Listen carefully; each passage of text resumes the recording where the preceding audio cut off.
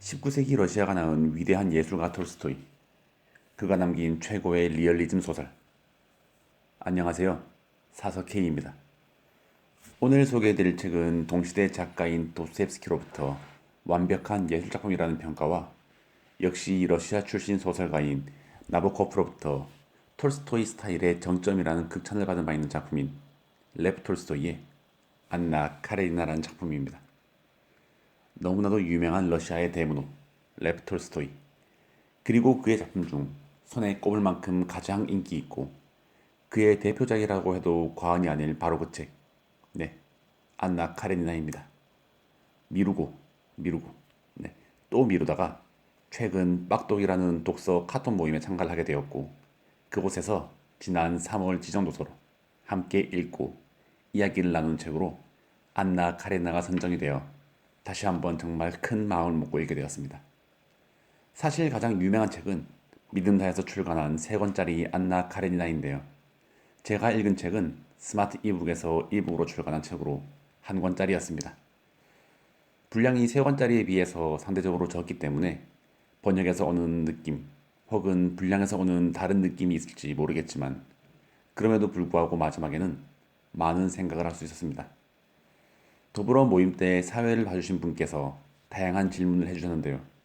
그 질문들에 답을 하면서 책을 읽을 당시에 깊게 생각해보지 못했던 다양한 시각과 테마에 대해서 다시 한번 생각을 해보고 많은 분들의 의견을 들을 수 있어서 더 좋았던 경험이었습니다.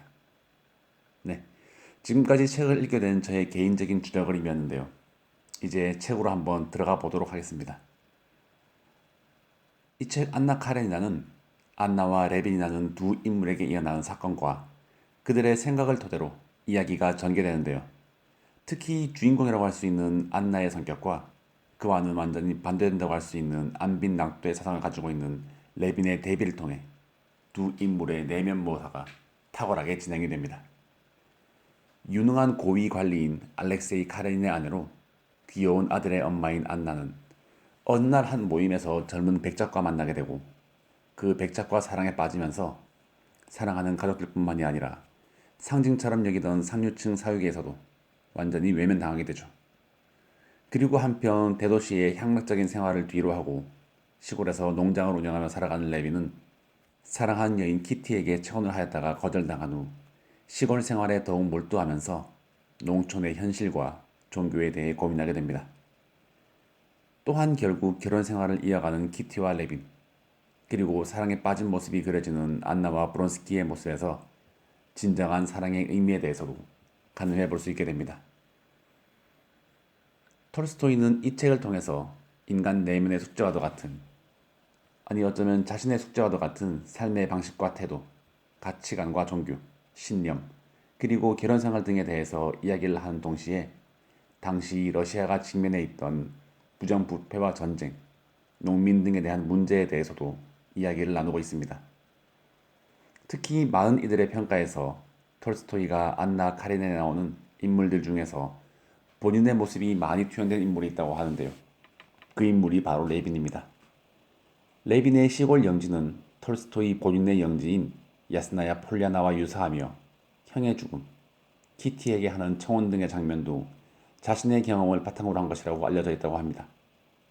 지난번에 소년 시절, 청소년 시절, 청년 시절이라는 톨스토이의 자연적 이야기를 읽은 적이 있는데요. 거기에서 톨스토이가 고민해온 농민들에 대한 애정이나 철학적인 사상 등이 레빈의 모습에서 많이 보이기도 하였다는 느낌을 저만 받은 것이 아니었더라고요. 행복한 가정은 모두 모습이 비슷하고 불행한 가정은 모두 제각각의 불행을 안고 있다. 책의 처음에 나오는 이 문장, 그리고 너무나도 유명한 이 문장, 이 문장 하나로 이 책에 대해서 많은 생각을 하게 되는 명문장이라고 알려져 있고, 저도 그렇게 생각하며 읽었습니다. 브론스키라는 자신이 사랑한 남자를 얻었지만 결국 집착으로 이어지고 본인의 상황은 물론 내면 전체를 파멸로 이끄는 길을 택하는 안나, 그리고 처음 마음에 둔 브론스키를 빼앗겼다는 감정과 좌절감에 마음의 병을 얻은 키티는 하지만 결국 본인을 가장 사랑해주는 레빈을 만나 서로에게 오해도 하고 질투도 하지만 이상적인 사랑의 모습을 보여주게 됩니다. 이를 통해서 전해지는 인간 내면의 묘사는 정말 탁월하다는 말로는 부족하지만 탁월하다는 말 그 이상의 어떤 묘사가 가능할까 싶었습니다. 20세기 작가들에게 많은 영향을 준 소설. 도스토옙스키가 현대 유럽 문학 중에서 이 작품에 비견될 만한 것은 없는 완벽한 작품이라고 극찬을 하기도 하는 소설. 세계 문학에서 가장 위대한 사회소설로 손꼽히는 이 소설은 이후에도 영화, TV, 드라마, 연극, 뮤지컬, 오페라, 발레 등 각종 예술 장르로 재구성되고 있는 전 세계적으로도 여전히 사랑받고 있는 영원한 고전이죠. 저 개인적인 경험으로 이야기를 드리자면 러시아 이름이 너무 어렵고 헷갈리는 바람에 초반 인물들의 이름이 인지가 어려웠는데요. 인물들의 이름에 대한 인지가 시작된 이후부터는 굉장히 재밌게 읽었습니다. 여러분도 그 즐거움을 느낄 수 있기를, 톨스토이 작품의 진정한 의미를 느껴보시기를 추천드립니다. 그리고 마지막으로 이 소설을 저와 함께 읽고 많은 이야기를 나눠주신 막동 모임 여러분께도 다시 한번 감사를 드립니다. 오늘도 들어주셔서 감사드립니다. 더불어 사서K의 책 소개가 재미있으셨다면 좋아요, 구독, 알림 설정으로 사서K가 매주 들려드리는 다양한 책들과 만나실 수 있습니다.